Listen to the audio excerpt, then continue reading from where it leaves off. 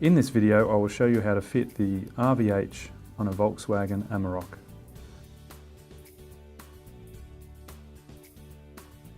Note, the following instructions can also be used for RVL. To cut the vortex bars, find the centre of the bar and measure 512.5 mm both ways and make a reference point on both sides.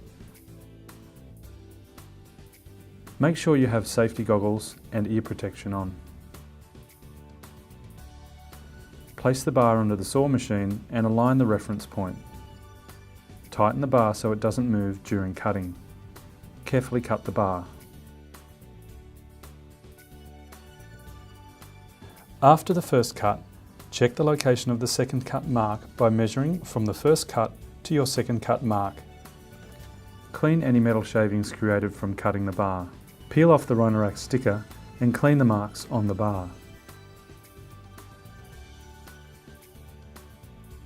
Use your drill jig to ensure a precise hole is created. Drill with a 4 mm drill bit.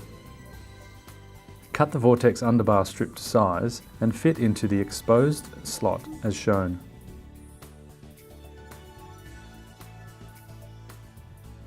Insert the locking leg into the crossbar. Screw the locking leg in place using a Phillips head screwdriver. Insert vortex rubber. Cut to size if required.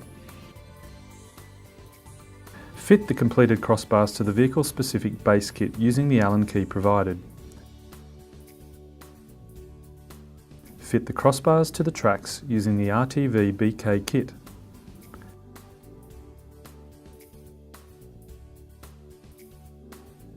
Insert the end caps and lock in place. RV legs come complete with a unique standard key. The Master Fit key is shown here. Follow the same steps for all other sides.